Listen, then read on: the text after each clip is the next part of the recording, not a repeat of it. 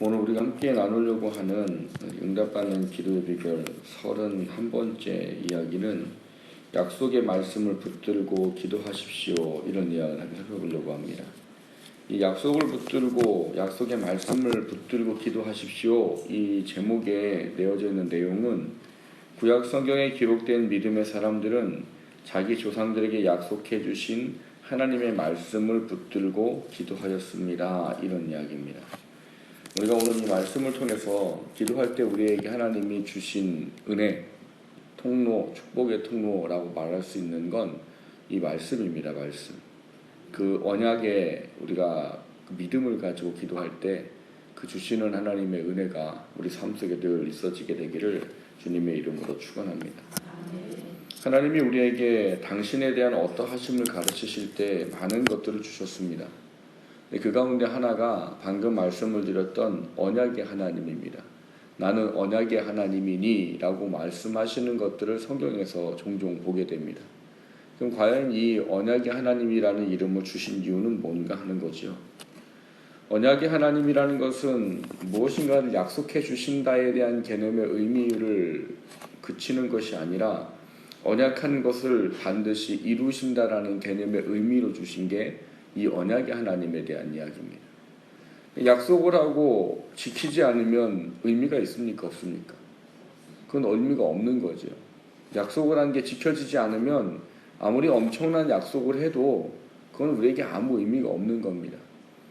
근데 그 약속을 한 존재가 자신이 한 약속은 반드시 지킨다 라는 어떤 그 신뢰가 있다고 한다면 그가 한 수없이 많은 크고 놀라운 그 약속들 앞에 우리가 그분으로 말미암아 누려질 은혜는 우리가 상상할 수 없는 이상일 것이라 그렇게 이야기할 수 있는 부분이랄 것입니다. 오늘 성경에는 이 언약에 대한 부분들로 한 고백을 하고 있는 왕을 만나게 됩니다. 이 왕은 누군가 하면 여호사밧이라는 왕입니다. 이 여호사밧이라는 왕은 이 남쪽 유다 가운데에서 하나님께서 그나마 선하다라고 인정한 왕 중에 하나가 이 여호사밧입니다. 근데 하나님께 선하다라고 인정받으면서 하나님께서 이에게 여러 가지 어떤 이 일들을, 과정들을 겪어가면서 믿음이 뭔지에 대한 부분들을 이 사람으로 확고하게 깨달아 알도록 하는 일들을 하십니다. 그 가운데 하나가 무엇인가 하면 이 사람이 어려움을 처하고 그 어려움 속에 구원을 받고 하는 과정들 속에 하나님을 알아가는데 그 하나님을 알아가는 과정 중에 이 어려움을 이제 겪게 되는 것이죠. 한 나라가 침략을 해오고 그 침략해온 나라 때문에 그 마음이 굉장히 지금 어려운 상황에 있게 되는 겁니다. 이 나라가 한 나라가 아니라 본문에 보면은 그 앞에 우리가 읽진 않았지만 연합군이에요. 연합군. 모압하고 암몬이하고 마온이라는 세 나라가 합쳐서 이 남쪽 유다를 지금 쳐들어온 겁니다. 여호사밧 때는 이미 아사 왕 때부터 시작해서 하나님이 선한 은혜를 주셔서 군사력이 많이 성장한 상태입니다. 처음에는 이 군사력이 처음에 르호보암 때부터 올 때에는 30만 40만 정도밖에 안 됩니다. 근데 이 아사를 거치고 여호사밧 올 때까지는 한 100만이 넘어가는 군사력이 남쪽 유다에게 갖추어집니다. 근데 100만이라는 군사가 갖추어졌다 하더라도 지금 모압과 암몬과 마온 사람들이 쳐들어온 거는 이 사람들의 군사력을 가지고는 감당할 수 없는 일인 거예요. 그러니까 이 직면한 문제를 어떻게 해결할까 하는 차원의 문제를 놓고 이 여호사밧이라는 사람이 택한 게 뭐냐 하면 믿음의 고백으로 하나님 앞에 나아가는 거였습니다. 이 믿음의 고백으로 하나님 나아가는데 이 믿음의 고백으로 하는 오늘 이 본문에는 굉장히 중요한 것을 하나 이야기합니다. 이게 뭐냐면 그 믿음의 고백의 대부분이 뭐냐면 하나님이 이렇게 하셨잖아요. 이렇게 말씀하셨잖아요. 이렇게 약속하셨잖아요. 라의 개념인 거예요. 그러니까 지금 하나님이 그 이전의 조상들부터 하나님께서 약속하시고 언약하셨던 부분들을 하나하나 지금 꺼내고 있습니다. 첫 번째 꺼내는 게 무엇인가 하면 하나님 이 땅을 우리 조상에게 주시겠다고 하시고 그 땅에 있는 사람들을 다 몰아내시고 이 땅을 주시지 않으셨습니까? 그리고 그 일을 이뤄가는 과정 중에 하나님께서 어떤 나라는 건들지 말아라. 그 땅을 주지 않을 거야 너희들한테는. 그러니까 도로로만 다니고 물도 빵도 사서 먹어라. 그 땅은 내가 절대 주지 않는다. 라고 해서 저희가 그 나라는 건들지 아니하고 하나님 말씀대로 지나가고자 했었습니다. 근데 하나님 그 나라가 저희를 허용하지 않았어요. 그래서 저희는 더 이게 돌아서 우리가 가야 할 길을 갔습니다. 우리 하나님 말씀의 약속을 지키려고 했던 겁니다. 근데 하나님 오늘 그 나라가 우리를 쳐들어왔습니다. 하나님의 말씀대로 순종하였고 하나님의 약속으로 허락하신 땅인데 지금 그 어려움이 우리에게 찾아왔습니다. 이거 어떻게 해야 됩니까? 이거 어떻게 해야 됩니까?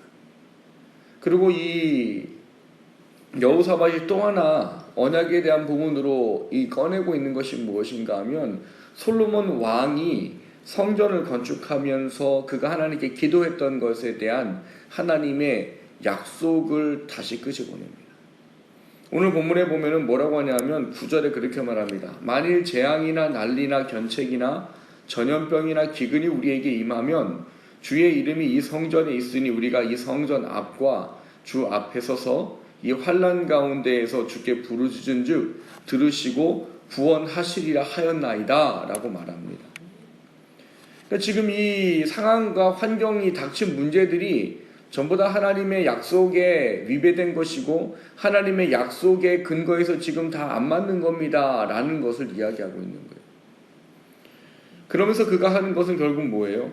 모든 것을 하나님께 맞추고 하나님의 언약의 신실함을 가지고 그 언약 안에 하나님께 간구하고 모든 것을 내어 맡기는 일을 하고 있다라고 말하는 것입니다. 오늘 본문에 보면 12절에 그렇게 말합니다. 우리 하나님이여 그들을 징벌하지 아니하시나이까? 우리를 치러 오는 이 큰 무리를 우리가 대적할 능력이 없고 어떻게 할 줄도 알지 못하옵고 오직 주만 바라보나이다. 이렇게 말하는 것입니다. 그러니까 이 주만 바라봅니다라고 말할 수 있는 근거를 뭐에다 걸고 있는 거예요? 하나님의 언약의 약속에 걸고 있는 거예요. 여러분 하나님의 언약의 약속에 이 믿음을 갖고 있다는 것은 환경과 상황의 모든 것들을 넘을 만한 것이다라고 오늘 여호사밧을 통해서 보여주는 겁니다. 여러분이 하나님이 하신 약속에 대한 확고한 신념과 믿음과 신뢰만 가지고 있을 수 있다면 지금 환경과 상황의 모든 것들을 넘을 힘을 소유할 수 있다는 거예요. 여러분 성경에 보면 말씀을 신뢰해서 하나님의 놀라운 일들을 경험한 사람들이 많습니다. 대표적인 사람이 다윗일 거예요. 다윗은 늘 자신에게 약속한 것에 대한 부분을 늘 하나님께 아뢰 줄 아는 사람이었습니다. 여호사밧도 마찬가지고요. 오늘 여호수아라는 우리가 알고 있는 사람도 마찬가지예요. 여호수아도 여리고 이후에 모든 전쟁을 해나가면서 그 하나님에 대한 언약의 약속을 확고하게 붙잡니다. 여호수아 1장 9절에 하나님께서 뭐라고 합니까? 내가 너를 붙잡아 주리라. 두려워하지 말고 강하고 담대해라. 근데 여호수아는 이거를 붙잡았어요. 모든 전쟁을 할 때 그 약속에 대한 신뢰를 가지고 일했고 그 속에 일했어요. 느헤미야라는 사람들도 그랬어요. 느헤미야 사람도 포로로 돌아와서 성벽을 재건하는 가운데 여러 가지 어려움들을 만납니다. 근데 그 어려움들을 만나면서 그가 꺼집어내는 게 뭔가 하면 하나님 약속하셨잖아요. 하나님 이렇게 하시겠다고 하셨고 이렇게 왔잖아요. 그럼 이 일을 하는데 지금 이 어려움들을 하나님이 책임져 주셔야 합니다. 그게 느헤미야가 하는 이야기예요. 이 외에도 성경에는 수없이 많은 사람들이 자신이 믿고 있는 하나님에 대한 언약의 신실함을 가지고 그 하나님으로 향하는 믿음을 갖고 그 속에 역사하시는 하나님을 경험한 사람들이 적지 않다는 것을 우리는 성경을 통해서 발견하게 됩니다. 중요한 건 이 언약의 신실함을 가질 수 있다는 것은 과연 뭐냐는 거예요. 여러분 약속은 누구나 다 해줍니다. 아이들 키우다 보면 약속합니까? 안 합니까? 약속 많이 하잖아요. 아이들은 어리면 어릴수록 그 약속을 어떻게 해요? 철떡같이 믿습니다. 어린아이들은 한번 약속한 건 부모가 약속한 건 반드시 들어줄 것이라는 확신을 가지고 있어요. 근데 이 아이들이 이제 조금 커서 초등학교 들어가고 중학교, 고등학교 가면 어떻게 돼요? 글쎄요. 뭐 이런 마음을 갖는 거지. 왜요? 뭐 이제 피치 못할 이런저런 사정으로 부모가 약속을 지키지 못할 때도 있었을 것이고, 걔네들도 크다 보니까 가늠이 되는 거예요. 이거는 들어줄 것 같고 이거는 안 들어줄 것 같고 약속을 하기는 하는데 가늠이 되는 거예요. 아이들이 성장하면 성장할수록 본인들의 이성이 자라고 경험들이 생기고 자신의 어떤 판단이 생기다 보면 절대적인 신뢰를 하지 못합니다. 그래서 성경은 우리한테 뭐 같은 믿음을 가지라고 말해요? 어린아이와 같은 믿음을 가지라고 말해요. 어린아이는 그냥 말하면 말하는 대로 믿는 거예요. 하나님이 언약의 하나님이라고 말하는 것을 행하는 그 사람들은 뭘 갖고 있느냐? 어린아이와 같은 믿음을 가진 사람들입니다. 그 믿음과 신뢰의 확고함이 뭘 하는 거예요? 하나님의 약속을 붙잡을 수 있고 그 약속을 끄집어 하나님 앞에 아뢰일 수 있는 사람이 될 수 있다. 여러분, 약속의 말씀에 대한 언약에 대한 신뢰가 안 되면 어떤 누구도 말씀을 가지고 기도하지 않습니다. 언약에 대한 신뢰를 가진 사람만 그 말씀을 가지고 하나님께 기도할 수 있게 되는 거지, 하나님은 언약의 하나님이지만 그 언약의 하나님이라는 분을 믿고 신뢰하는 사람만 그 언약을 사용할 수 있지, 믿음과 신뢰가 없는 사람은 결코 언약의 하나님에 대한 것을 사용할 수가 없다는 거예요. 여러분, 신앙생활하면서 여러분 성경이 얼마나 많은 하나님의 약속을 주시는지 몰라요. 중요한 건 그 약속을 우리가 뭘로 받아들여야 되는가 하면 나한테 하는 거다라고 받아들이는 것, 그게 능력인 거예요. 성경에 써져 있는 대상은 물론 그 사람들이겠지요. 근데 하나님이 그걸 왜 써줬을까요? 하나님이 언약을 신뢰하고 신뢰한다를 믿고 이룬 것에 대한 부분을 왜 기록해서 주시냐는 거예요. 오늘 본문의 여호사밧 같은 경우도 이거는 전쟁을 할 수가 없는 상황이에요. 근데 이 전쟁을 할 수 없는 상황인데 이 사람이 뭘 하는 거예요?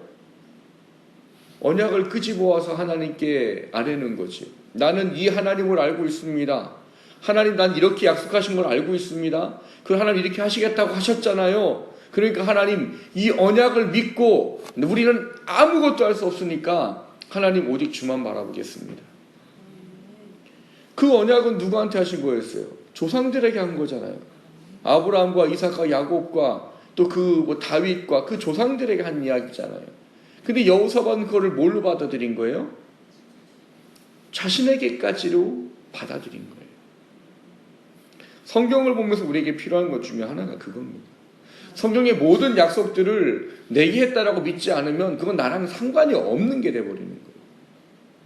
하나님이 우리에게 약속하신 그 약속은 1차적으로는 그때 당시의 사람에게 준 것이지만 하나님이 그것을 기록하고 보여주는 이유는 너도 그렇게 믿어라. 그러면 내가 그렇게 해주마. 그게 하나님의 약속인 거예요. 그 약속을 믿고 신뢰하는 사람만 그 열쇠를 사용할 수 있단 말인 거예요. 하나님은 우리에게 이 언약의 열쇠를 주셨어요. 문제는 그거를 사용할 수 있느냐 없느냐는 누구한테 달려 있어요? 여러분, 나한테 달려 있는 거예요. 물론 고민해 볼 필요는 있습니다. 내가 믿고 내가 원하는 대로 내가 신뢰했다고 다 되느냐? 그건 아니에요. 하나님이 그 언약에 온전할 때 하나님은 응답해 주시고 나한테 가장 합당하다고 여기는 것을 응답해 주시지, 내가 믿는다고 되는 것은 아니에요. 그러나 분명한 건 우리가 언약에 대한 신실함을 가지고 분명히 기도해야 된다는 것은 우리가 해야 할 신앙의 모습이라는 사실입니다. 우리가 그런 염려까지 할 필요 없잖아요. 이게 하나님 뜻에 맞을지 안 맞을지, 이게 지금 내가 언약을 신뢰한다고 이게 될지 안 될지, 그 고민을 할 필요가 없잖아요. 우리는 그 권한과 결정은 하나님이 하시는 거기 때문에 우리는 뭐만 하면 되는 거예요? 언약을 믿고 신뢰하고 그 하나님한테 기도하는 것, 그게 우리가 해야 되는 일인 거예요. 여러분, 그 일들이 일어났을 때 하나님은 이 언약대로 하셨다라고 말합니다. 우리가 말씀을 뒤에까지 읽진 않았지만 하나님이 이 말씀을 믿고 신뢰하고 하나님께 언약을 가지고 나아왔던 여호사밧에게 하나님이 이 레위 사람을 통해서 하나님의 응답을 주십니다. 뭐냐? 넌 내일 전쟁할 일이 없다. 전쟁은 내가 할 거야. 그러니까 너는 대열을 정리해서 나가기만 해라. 이렇게 말해요. 언약을 믿는 여호사밧이기 때문에 여호사밧은 그것을 믿고 신뢰하고 무엇을 하느냐? 하나님의 또 약속대로 합니다. 하나님의 약속이 뭐예요? 넌 전쟁할 거 없어. 대열을 지어서 그냥 가기만 해. 이렇게 말합니다. 근데 이거를 여호사밧이 어느 정도로 신뢰하고 지키느냐? 뒤에 보면은 무슨 얘기를 하는가 하면 아침에 일찍이 일어났는데 백성들을 모으고 예루살렘 유다 사람들한테 뭐라고 말하느냐? 야, 하나님이 가라고 하셨어. 그러니까 우리는 하나님을 신뢰해야 돼. 그러니까 우리가 신뢰하고 하나님께 온전히 믿고 나아가면 하나님께서 형통함을 주실 것이야. 그러니까 우리는 뭐 할 거냐 하면 우리 전쟁하러 나가는데 찬양대를 먼저 세우자. 이 제안을 하는 거예요. 전쟁하면 누가 먼저 나가야 돼요? 전쟁하면 누가 먼저 나가야 돼요? 장군이 나가요? 전쟁하면 돌격대가 먼저 나갑니다. 돌격대가 소위 말하는 옛날 전쟁에서는 전차부대인 거예요. 전차부대. 기마대 이런 거예요. 사람하고 전차하고 말하고 누가 이기겠어요? 전차요. 전차가 이기죠. 전쟁할 때 제일 먼저 뭐가 나가요? 가장 센 게 나가는 거예요. 가장 세게 나서 기세를 꺾어 놓고 나면 그 다음 보병들이 나가서 이제 막 정리하고 이제 뭐 끝내는 거예요. 요즘에도 전쟁 그렇게 합니다. 전쟁하면 뭐부터 해요? 가장 최고의 부대를 먼저 보냅니다. 핵폭탄을 보내버려요? 가장 최고의 부대를 먼저 보내요. 뭐 요즘에는 전자전이라고 해서 뭐 미리 뭐 미사일 쏘고 뭐 그러고 나서 들어가지만 그렇게 쏘고 해도 제일 먼저 들어가는 거는 최정예 부대예요. 여러분 이라크 전쟁 때도 아마 보셨을 거예요. 뭐 폭탄 쏘고 난리 냈지만 그 다음 먼저 들어가는 게 미 해병대입니다. 그 다음 이제 보병이 들어가고 차차차 들어가는 거. 전쟁에는 순서가 있다는 거예요. 이기기 위한 순서가 있다는 거예요. 그때 당시에 전쟁을 한다라고 하면 뭘 먼저 보내야 되는 거예요? 기마대를 보내든지 전차부대를 보내든지 그걸 세워야지요. 근데 여호사밧은 뭘 세웠어요? 찬양하는 사람. 전쟁을 하겠다는 거예요? 말겠다는 거예요? 전쟁을 안 하겠다는 거지요. 왜요? 하나님이 말씀하셨으니까. 하나님의 약속이었으니까. 너는 전쟁할 필요 없어 라고 약속하셨거든요. 그 약속을 믿고 신뢰하기 때문에 백성들에게 찬양하는 사람을 세우도록 하는 거예요. 그리고 찬양하는 사람 세우시고 쭉 대화를 갖추고 말씀대로 해요. 그러고 나서 이제 가기 시작하죠. 가면서 이제 찬양하는 사람들이 뭘 하기 시작해요? 찬양을 하기 시작했더니 적진의 연합군들이 뭘 하는 거예요? 지들끼리 서로 싸우고 지들끼리 다 죽고 완전히 없어져 버렸어요. 어떤 분들은 이게 뭐의 능력이라고 말한다고 그랬어요? 찬양의 능력은 대단하다고. 찬양의 능력이 아닙니다. 믿음의 능력이지. 하나님의 언약을 신뢰하고 전쟁하지 말라고 말씀하시고 대열을 갖추어서 가라고 했던 그것을 온전히 믿음으로 받아서 싸우는데 전쟁하는데 왜 찬양대를 앞에 세워요? 그게 믿음이에요. 하나님 그렇게 약속하셨으니까 약속대로 하나님 전쟁 안 하려고요 우리. 그래서 우리 찬양대를 세우고 하나님만 찬양하려고요. 그게 믿음이었던 거예요. 그 믿음의 순종대로 하고 그때 순종으로 찬양이 나올 때 이긴 거지 찬양에서 이긴 게 아니에요.